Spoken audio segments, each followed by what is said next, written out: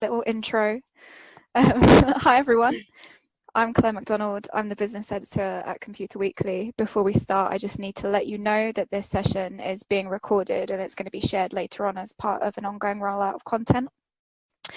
At Computer Weekly, one of my main areas of coverage is diversity in the tech sector, and this is one of the sessions that we're running alongside Spinks as part of our annual Diversity in Tech event.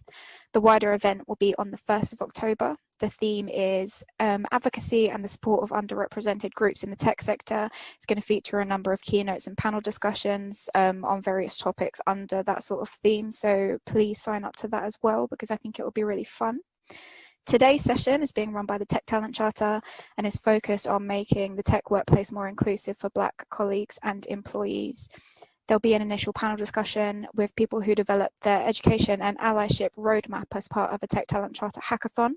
That will be followed by some breakout sessions where you'll be joined by a facilitator and one of the members on the panel to ask questions in a smaller group setting, and then we'll all collect together again at the end. Keep an eye on the chat channel. There will be details about the Tech Talent Charter and some other resources that might be useful, and questions drop in there will be monitored as well. So now I'm going to put myself on mute, I'm going to turn my video off, and I'm going to pass you over to Debbie Forster, who's running the session. Thanks very much, Claire.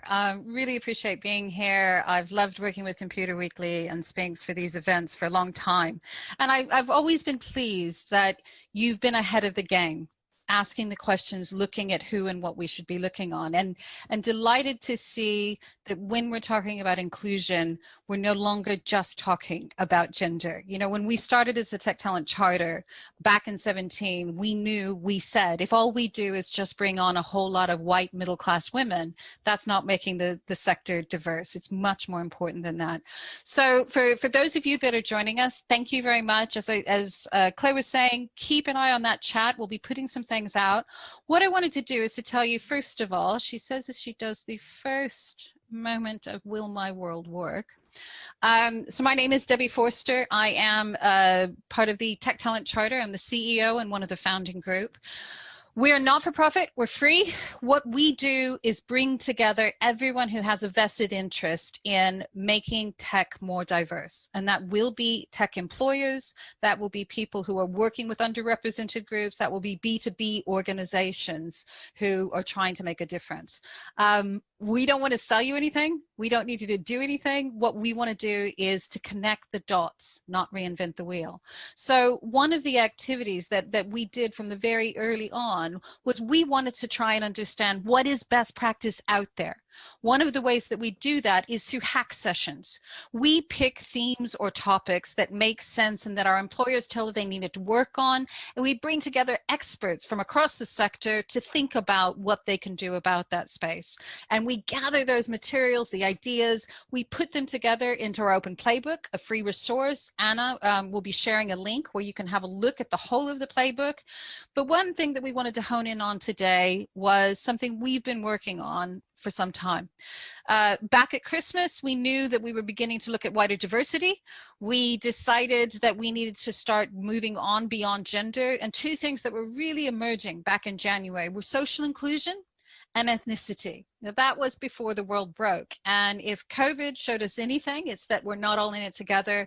And BLM reminded us again that we're not where we need to be in terms of being inclusive for Black employees within tech. And so we did a shout out. We asked those people out in the field who really knew this, who really had expertise, to come together, and we pulled together some of our best hack teams ever.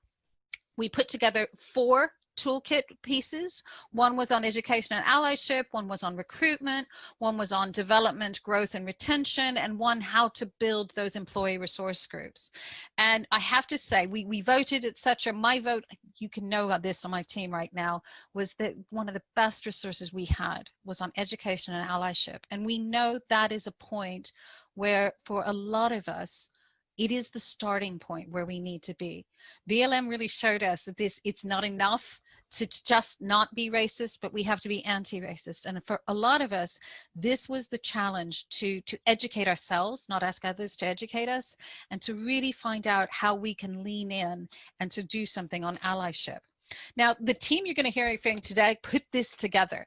And this is an excerpt that I'm giving you just a little sneak preview of a really extensive, comprehensive, but easy to digest guide on how you within your company could really move the dial to make sure that your company is inclusive and that you are building allyship from the ground up. And what they did, one of the most useful things that I think they did, was they broke this into 4 really useful stages that you could be looking at. And then they told you things that you could do. So this was really thinking about those 4 topics: learning and development, offering support, thinking about policy and comms, and then thinking about how can we level the playing field. So this is what we want to talk about today. So I was very excited. We did a shout out and it was amazing how quickly they all leaned in and said that they would do this workshop. These are the amazing people that looked across everything that was going on in the space and curated that list for me. So we have some great expertise here on our panel. We're going to talk to them some today. We're going to hear some questions from all of you.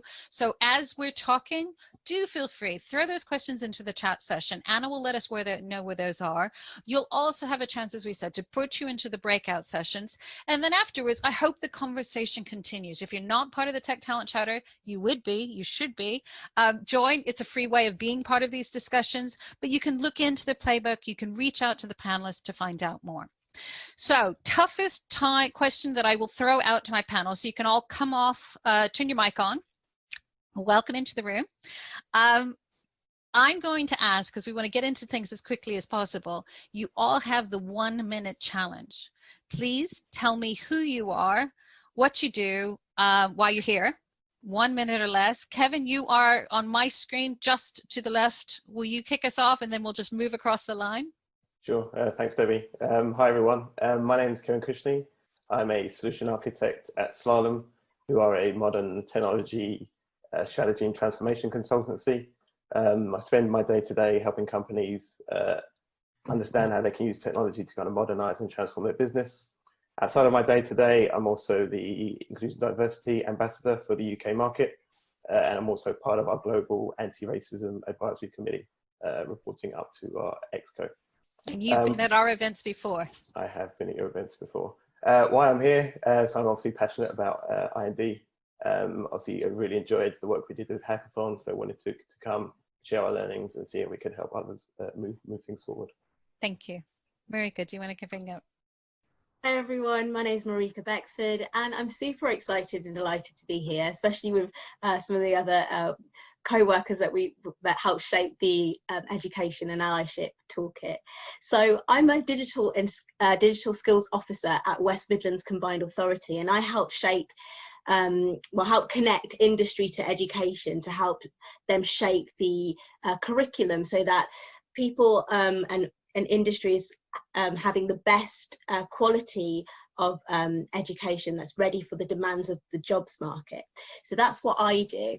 And then outside of that, I'm also a Silicon Canal tech leader, which is helping to shape the Birmingham tech ecosystem for startup organizations, which is really exciting work that I get to work on with a great team there.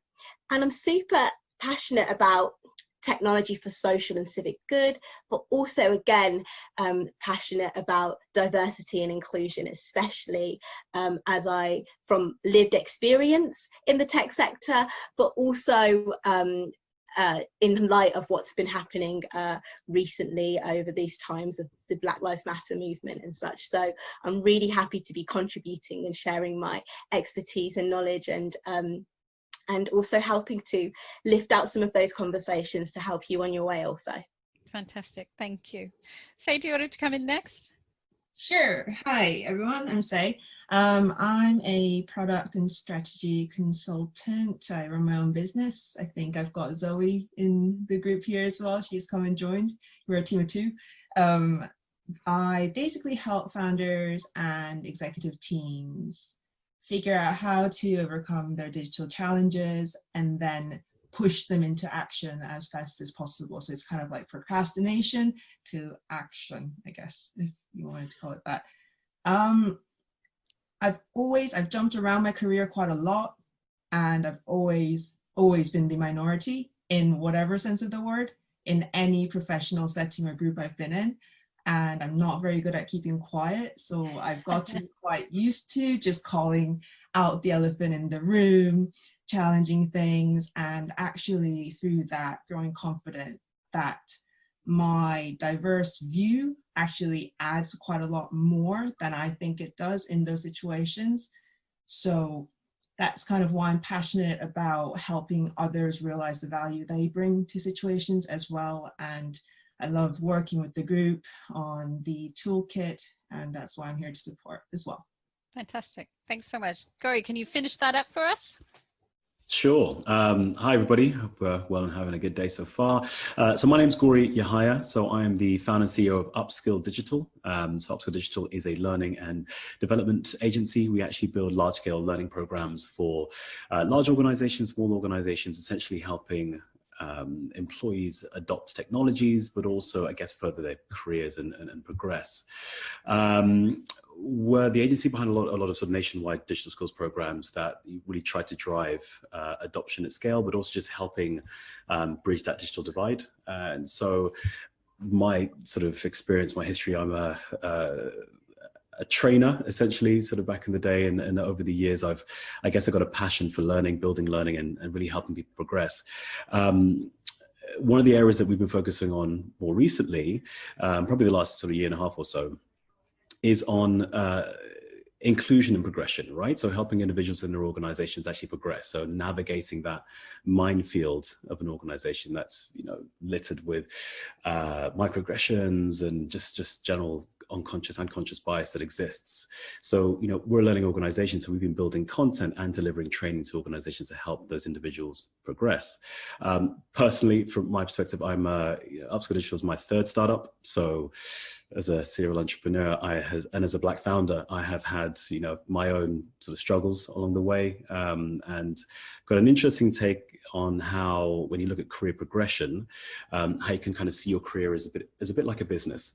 So how do you take ownership of it and build it in terms of a plan? And so we do training on that basically. And you know, for me, the hackathon was awesome. It was one of the funnest things that I've worked on, and the crew that worked on it were just brilliant, which is why the minute this came up, I was like, I'm all over this, because it just gets us an opportunity to further the conversation and turn that into action. And I think that's the most important thing from my perspective, which is hopefully we can do that, you know, in this current climate, and try to, empower individuals so that they can really look at this and come up with an action plan. Okay. All right, so we've got some great credentials on the panel. You've had some great discussions. Let's start with that first building block, which is learning and development. All right, and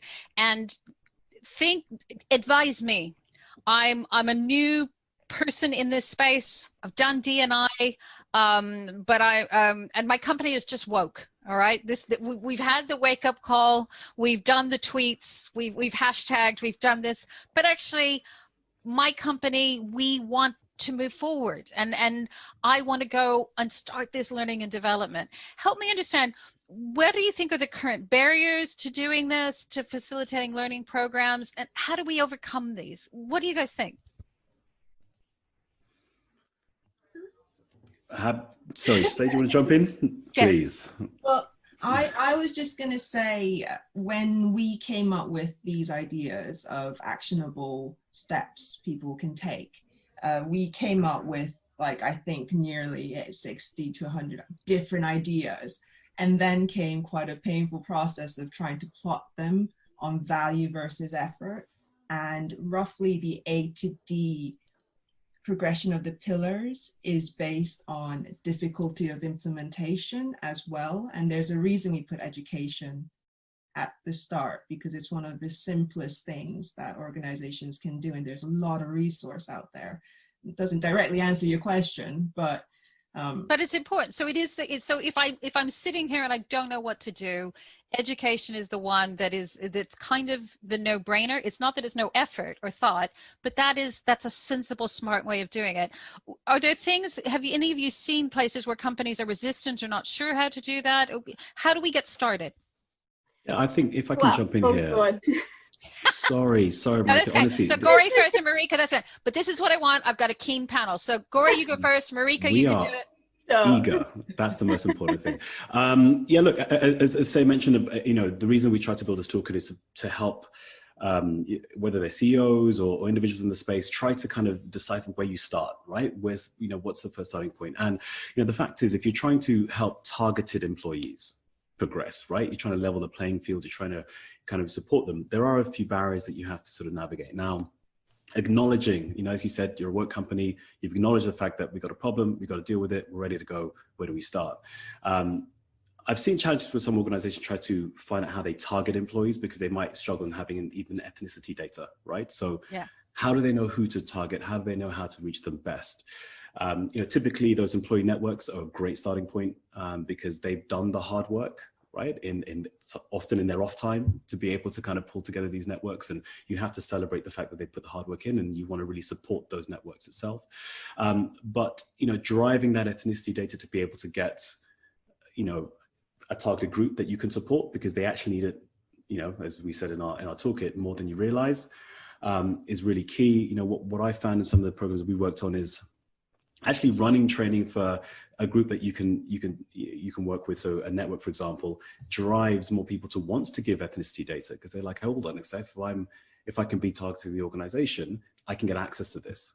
So, we find that's been an interesting way to approach it, right? So just invest in it, start a pilot, do something that kind of, can shout about it, shows you that you are a confident business wanting to make change and wanting to support those. And then they want to, and it's just the numbers start to grow from there. So those are one of the barriers, right? Finding the target individuals that you can support. Good. Marika, did you want to build on that? Yeah, I do want to build on that, and I think that's a really good starting point, Gori, about collecting the data. But then I really think it's about asking those crucial questions. So one of those questions would most definitely be, what does it mean to be inclusive to Black employees? And you really need to start understanding and going down to the granular level and really meeting people at where they are. This is about listening. This is about accepting, and this is about inviting people to participate. And I think that's a great way to sort of explore where people are at, is really meeting people where they are. And then once you're sort of, you're opening up that dialogue, it is again taking it to the next level and encouraging your organization to work together to build on a mission statement or a mission or sort of a pledge that can be part of your company action to move forward, and it's a commitment to the actions that you're going to take on.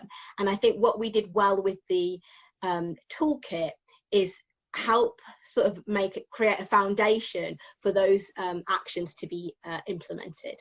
So yeah, I think it's really about opening up the dialogue, having those crucial discussions and asking those key questions, but then again, creating that commitment to a mission and following it up with real action. Fantastic. Okay, and that is really important, isn't it? Because you can't do it without data, but data mustn't be the only thing. This does come down to humans, and it's people talking to people, and it's understanding where your Black employees are, but also where your non-Black employees are, to try and build those conversations and commitments and going on. Kevin, did you want to add anything to that? Yeah, I mean, I'll build on what Gori was saying about acknowledgement. So leaders acknowledging that people are different, that people have differences.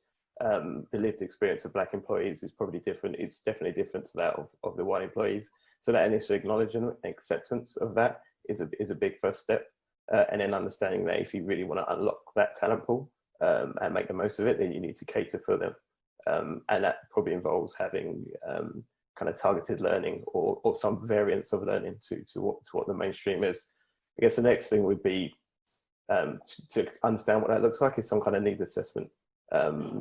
And actually starting to dig down, okay, what do Black employees need that maybe white employees don't? What do they find useful? What don't they? And starting to adjust and pivot from your current strategy towards the new. Okay, so I'm hearing data. I'm hearing working with those affinity groups where I can, but gathering the people, having the conversations. I'm hearing at a senior level, being comfortable with getting uncomfortable. With being willing to listen, not just tell, and to genuinely learn what the experience are. I'm hearing gathering needs, building in concrete plans, developments, commitments. This isn't something you do on Black History Month and you're done. This is an ongoing conversation. Where does policy and comms come in this? So I think in the research that I've done, and like we all have done a lot of reading around this this topic just to try and distill the best bits of information to share with everybody. And you know, there's certain views like you can do a workshop and that's about it, and like there's small things that you can do within your employee pool, and then there's big kind of grand rewriting your mission, vision, including D&I in your company values and things like that. And actually, going back to what I was saying earlier, those rewriting of policy and comms is one of the most heavy lifting things that a company can do, just because it's set in stone and you can't really change it. It's expensive to change, and it touches all parts of your documents and things like that. But at the same time, it's one of the most powerful things that a company can do to signal their commitment to diversity and to let everyone know that this is what they find important. So policy and comms has a big part to play, and it's up to the leadership to make that change. And so I'm hearing from what you're all saying, there is no magic bullet. There's nothing that I do, tick, we're done. And there's a really complex, and it's what I love that you had within your guide, of an interplay between these aspects. You know, those companies that are just doing the affinity groups, oh, it's okay, I've got a BAME affinity group, we're okay, that's not enough. Oh, well, I've got my data, we know where our data, that's not enough. I've got to do the needs assessment, but you can't fix it through policy and comms, but it won't get fixed without policy and comms. Is that a fair way of sort of putting it? So those companies that worry me that, okay, I know what we're going to do. We're going to go off. We're going to go into our ivory tower. We're going to draft the new policy and come and drop it from on high. That just sort of bounces right back off, isn't it? So it has to be completely bred in, and it's what comes out of all of the other things that we're talking about, isn't it? Yeah, I think an unveiling of the existing policy of and comms needs to be looked at and looked at in detail, but shaped together with those sort of, we mentioned about sort of active groups and making sure that you're listening and learning and accepting of what the things that need to change. But also, I think when it comes to policy, you're looking at an infrastructure, and you're building an infrastructure that is that helps to shape these decisions, and I think there needs to be a lot, and my key word here is transparency. Oh, yeah. So I think there needs to be a lot of transparency when it comes to policy creation and then the implementation of that. It's supposed to be done with people too. There's a bit of worries. I mean, look, we all noticed over the summer that many companies came out with their statements around Black Lives Matter, and they were very upfront. They were very quick to put it out there, and then people sort of looked under the hood and said, right, who's writing these statements? Where are they coming from? Are they congruent with what we've been doing? Do people that get onboarded into the company see the same statement? Do they experience the same sort of narrative? Consistency in comms is important. Right? I think if you put it out there and you're like, this is our standing point and we're going to come up with what we do next. It's, well, actually, that's not quite right. And it will feel like a mindful in itself, actually, you know, the whole idea of kind of getting consistent comms, being congruent with everything that we do. And I think that's really important, that you're not just, you know, putting out a statement and hoping that that's enough, right? And thinking more about, like Marika said, unveiling it, looking at it, you're not ripping it up. You're making sure that it's adapted to the culture of your company, but then you're looking at culture and thinking, I need to change that slightly. So there is work to do, but there's also, when you sort of talked about leadership, there's that, you know, I kind of call it that courageous accountability, right? You're in a position that's going to allow you to look at organizational bias and start the process of change. And I think that's really important. You know, inclusive communication is incredibly important, right? How you talk about it, you know, and I think that's really yeah, it's really key that you can feel courageous about it.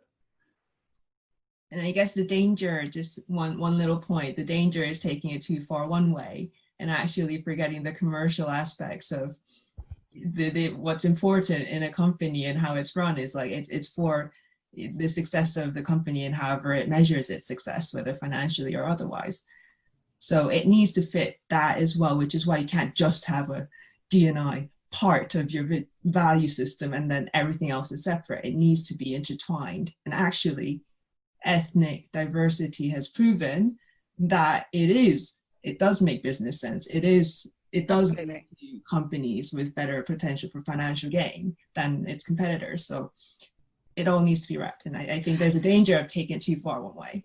I agree, but I think it is that, you know, at the Charter we always talked about Churchill's never waste a good crisis. So, you know, the nice thing is when we're trying to lean into things like this these days, you have the good news, you've got the business case on the benefits of getting this right. You also have the examples of getting it wrong and what that means. And it's then using that to arm that to win the right stakeholders, etc. Now, I'm going to see if there's any questions from audience. I'm going to throw out one awkward question that we're going to go into the groups and then come back and see what comes through it. All right. So do we have anything that's come up through the audience that you've got any questions that you're happy to throw out to a whole room, which is always hard. It's always that bit where it's why we do breakout lessons. All right. So not hearing anything. No, nothing for me. No. All right. So I want to go into that more awkward question about leveling the playing field. What are your feelings on this? And I do accept now, you're talking about what you've read across the piece and what you've seen. So you're not providing a definitive answer. So I'm not going to, nobody's going to get shut down because there is no single answer. But what are our views and what did you find when you were putting this together for the toolkit in terms of the progression, the targets, all those other factors in terms of sponsorship and championing and all of that? Talk to me about what I should take away from that. I'm not going to start this one. Someone else start. Kevin, you jump in because I'll go. Go for it. So one of the things, and it's kind of listed, is the importance of networking. A lot of companies these days, promotion process is not a one between you and your line manager. You often need something like a cohort. There's a panel involved. You need people above you vouching for you to move up into that position.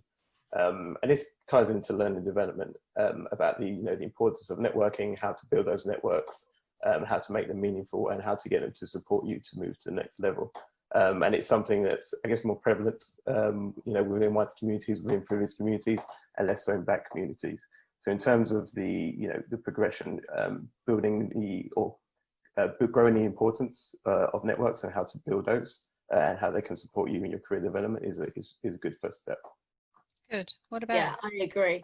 I think as well, looking at your existing model of business, take a look at your board members, take a look at your senior leaders, and see if it is reflective of your communities that you're serving. Is it reflective of your customers, your clients? Is it reflective of your organization in terms of the staff members that you have working on the front lines or behind the scenes? Is it reflective? And I always come back to asking yourself these crucial questions and make those questions as simple as possible as, is it there? Okay. And then I think it's about coming back to being honest with your company, with your organizations, having honesty in the organization and really reviewing why it isn't there. If it's not there, why is it not there? So we found that, and I mentioned this in the toolkit when we were building it and shaping it, was why is there not many progression pathways to senior leadership? Or why is there not much progression pathways to board members? Why are board members why are we seeing numbers of that, or disproportionate numbers of board members from white, middle class, older white men backgrounds? Why are we seeing that? And I think as well, you know, I've brought that to conversations in organizations that I'm currently working in, and organizations that I'm working with and helping shape their missions. And it comes back to, when we're looking at that, we have to, we're looking at those mission statements, we're asking those crucial questions why, and we're also identifying that there needs to be programs or initiatives in place to help bring those, you know, to help shape and craft a space for those routes to progression in a clear way. So I think, just coming back to the question around, you know, are there pathways? Are there pathways to progression? Is it there? It's about asking clear questions, identifying it, looking very closely at what's already existing, and making those vital changes if it's not there, and then identifying what those changes need to be. So back to what Kevin said earlier about those building networks and shaping networks, mentorship programs, leadership programs specifically for your Black employees, and make a commitment to that, and lead by example for that. And I'm going to mention what Gori said in his previous comment, which I absolutely loved, was courageous accountability. If your organization can take on a culture of adapting courageous accountability, you're not going to fail, because you're going to lead a pathway and lead by example. And I think there needs to be much more bravery with organizations amongst that. Can I follow on for that as well, actually? Something that you're asking about leveling the playing field, right? And I think if we look at that sort of phrase that companies always use, which is, it's the best person for the job that gets it. Yes. Right? That simple as that. Best person for the job every time, right? We all know that it's ridden with all kinds of issues with that. That's not typically the case. You, as a Black employee, you could be hungry, you could be ambitious, you could really want to progress, you could do everything right, get your head down, work incredibly hard, but you don't have the same level of opportunities in many cases. And that's because office politics, microaggressions, what you face, how it affects you, how it affects your well-being, your networks, who's sponsoring you, who has to be there to help you kind of, you know, progress, they all stand in your way. And that's why organizations need to realize that and say, okay, so I have to be targeted in how I support those individuals in progression, right? Because progression isn't solely based on merit, as simple as that. So when you're looking at leadership, and I think I mentioned before when we were in the hackathon, which was that there's a lot that you can learn obviously from the gender agenda, right? Like, you know, there's been a lot of progression, which has been great. But what's interesting when you compare, you know, perhaps an all-white leadership, looking at, you know, their makeup of the board and saying, we need more women, for example, right? Typically those leaders will have a mother, a daughter, a sister, someone they can relate to and understand the struggles and the challenges. They rarely have someone who's Black within their network to be able to say, hold on a second, I don't know those challenges well enough. I haven't needed to educate myself on those challenges at any point in my progression to where I am now. So where do I start, right? So you can't quite compare the two. There's a lot more that needs to be done on the education level, educating leaders to understand the challenges, but not just, hey, those are your challenges, because they're like, okay, that's great, and I know you suffer to get here. That's not just what you need, right? It's that, how do I invest in you? You know, if you're a leader that wants to be a sponsor, some sponsors at the highest level don't quite know how to be a sponsor to somebody that's in the organization that's Black. They don't quite know how, so they don't reach out to say, I want to be your sponsor. So even we've done some training before that looks at, you know, breaking down the framework for good sponsorship. You know, how do you as a leader be a good sponsor to somebody that's looking to progress? How do you find that protege that you can really drive it through the organization? So leveling the playing field really needs to recognize those challenges and say, actually, you know what, it's more than education. It's that I need to push forward and really help those individuals progress. And Gori, can you please share what you shared with us, with the team members? Because you shared a really great example around someone who shared their network on Twitter. Can you share that with? Yeah, so that was really interesting. There's a lady in the States who was CMO for a large organization, a white lady, and she basically said, you know, what got me to where I am is based on the networks, the people that I met, the contacts that I had, the people that they introduced me to. And, you know, throughout that journey, I probably wouldn't have the same thing if I was Black. So what she did was she created a Google Doc of almost like 100 names of people in her network and said to each one of those people, give up 15, 20, 30 minutes of your time to have a conversation with, you know, someone who is Black, right? And she put that online and said, please share it. Anybody who's looking to progress, reach out to these individuals. If you're looking for someone in marketing, it was actually quite a nicely broken down list. If you're interested in marketing, interested in design, interested in AI, all these sort of things were broken down, and just made it completely open and said, this is how you open your network. This is allyship on an incredible level. And networks is one of the key things that can help us progress. So that was a good example of someone who said, actually, do you know what? I can put this out there and I can help others benefit from the way I benefited to get to where I am today. Super. Just a quick tag on, Debbie. One thing I've seen work well is reverse mentoring. I was just going to say, if someone else didn't say it, I was going to lean in and say reverse mentoring. It kind of hits 3 points as well. So it obviously gives you access to more senior people. So it gives you that exposure. It gives you access to those echelons you maybe wouldn't get access to normally. It helps educate the mentee. So they start to get an understanding of your challenges, your experience, and then ultimately that will build allyship. So you've actually got an advocate, you know, in that position who's pushing for you and for people like you to move up through the ladder. Super. All right. So what we're going to do now, I do know there's some people that just come from the panel things. The minute you have to then get in a room with somebody, you flee the scene. Now, I won't judge you, but I'm asking you, please don't be that person. But if you're going to, Anna's going to put in the chat session. We would love to have feedback from you. So we've got a Survey Monkey, but also if you'd like to find out more about this particular piece of our toolkit or other things in that respect, please have a look at that. We're putting that into the chat room. We're going to put you into rooms where you have a facilitator and someone from the panel. This is a chance for you to ask some questions or to share. Remember, we have other expertise in the room. Facilitators, look for either one key question or one key problem that hasn't come up. And now I'm going to put you, Anna's going to weave her magic. She's going to hit her magic button. You're going to vanish into rooms and I will see you on the other side. And panelists, be ready for one key idea, one killer idea when we come back. All right? See you in a bit.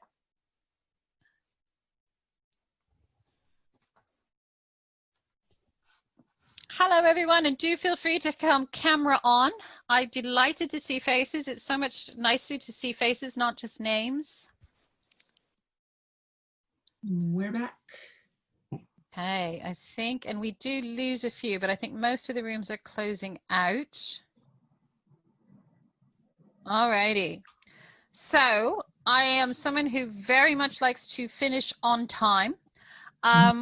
I'd like to throw open to my facilitators. Can you throw open your mic in a moment? I want to see if there's any key questions that we still have that we want to throw to the panel, or if you had an oh my god amazing idea that you want to throw out. You don't have to. It's all right. It's 5 o'clock. We're nearly 2 hours over into the weekend. Big questions from the group. Anything come through that you want to throw out? Yeah, I think I can talk about from my breakout room. We address the question of, do Black employees have different learning and development needs as opposed to other ethnic groups? And we had a very interesting conversation around it. I think we had an answer, but yeah. Interesting. What did your answer come through? And I think Marika was on our team, and the entire answer was just around that the effect's not really just per employee, but it's about the entire cultural aspect of it. You know, understanding the historical cultural effects of it and the present culture, which actually has disproportionate effects on employees who are Black. So yeah.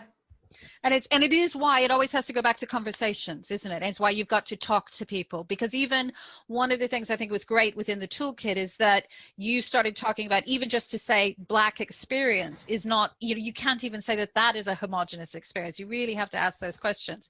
Another group want to feed in a question or insight that you had? Yeah, we can. We unfortunately didn't have a panelist on ours, so it was only 4 of us having a bit of a discussion, which is good anyway. So some of the things that kind of got taken away from the group was the topic of BAME and the fact that it isn't a homogenous sort of Yes. Group, and the fact that there are many cultural differences within that BAME community anyway. So how do organizations, whether you're a small company or whether you're a very large organization, how do you actually target the initiatives that you can create to improve the BAME community experience because of the differentiations of culture within those anyway? So there was questions about that, and how do you set the expectations of companies to create business goals and business objectives and strategy that actually accommodate for that group and those cultural changes and shifts? And we didn't come up with an answer because I think that's really broad, and I think it's one for this entire group to think about and potentially come back to you, Debbie, and the Tech Talent Charter on. But I just think it's a really valid point to make because, we don't have the answer for all of this. No, and I don't think we are either, but it's one of the things when we kicked off the hackathon, one of the things that we said, to talk about the BAME tent, to talk about the Black experience is just one part of the whole BAME experience. And in fact, our next hackathon has another thread within that. And I'm always worried when anyone comes up with a one size fits all for anything. We used to always complain about that. Debbie, what do you think women mean? Well, I don't know. I can't speak on, one half of the population. So the conversation, and I think it is as business, we have to stop thinking there's going to be an easy answer or a fix. And I do think when we talk about inclusive, isn't it? I hate it the way people think it's like a vaccination. We're going to be inclusivized, and then we're done, and we're going to go, and in 2021 we'll do something else, right? Right. That ain't the job, is it? That's not what Exactly. it is. This is a journey. This is going on. How about another room? What's That's another room? Good discussion, but also I just want to throw it in there. Organizations, don't be afraid to use the word Black. Yes. That's it. Yeah. Do you know that? And it really is. It really, and that's really important, because I do think there's a lot of things from white privilege we have got wrong, and one of them is just being scared of getting it wrong, and so not saying things and not saying it. And I would find myself doing the same. It's Black. It's the fear of speaking out. Yeah, it is, and getting it wrong, and we just have to accept and be willing to be uncomfortable, and we need to risk getting it wrong, don't we? Really. Who else? One of my other rooms. Anyone else do it before we close us out? Yeah, so we had. I can go. Oh, yeah, go on, Hannah. Sorry. No, I was just going to say we had quite a similar discussion in terms of just talking about the different aspects of BAME and how it's too inclusive, but also then how we move organisations that are already inclusive to one area, how you then go back and look at it and make sure that that you're then inclusive for different areas, that it's not, as you say, it's not a one. Yeah, and it's we fix it once. And that's why I think, we made a pivot last year. And if you look across the charter, almost everything we used to say was diversity and inclusion. And we made a conscious choice last year to start talking about inclusion and diversity. And it's trying to get that inclusive mindset and culture that allows you to look at the different lenses, but you can't stop looking and you can't stop thinking through those things. One last one then. Yes, you were going to say? Yeah, so we had a very interesting discussion around organizations that work with suppliers and how some suppliers provide a non-diverse workforce and how to deal with that.